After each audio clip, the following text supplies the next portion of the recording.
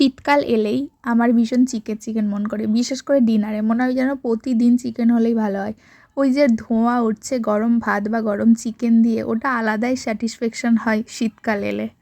আর শীতকালে যে কোনো কিছু রান্না করলে সেটা দেখতেও অনেক সুন্দর লাগে, কারণ ফ্রেশ ভেজিটেবলস পাওয়া যায় শীতকালে। তো চিকেন বলো বা অন্য কিছু রান্না বলো, সব কিছুতে একটা গ্রিনারি ব্যাপারটা থাকে।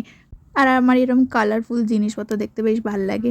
তবে রান্না একটা আর্ট, যেটা সবাই পারে না অবভিয়াসলি, আর যারা পারে তারা সবটা যে পারবে সেরকমও কোনো মানে না। তবে আমি মাছ ভালো রান্না করতে পারি না, কিন্তু চিকেনটা বেশ ভালোই রান্না করি। আর রান্না মানে কোনো দিনই পুরো কপি করা না।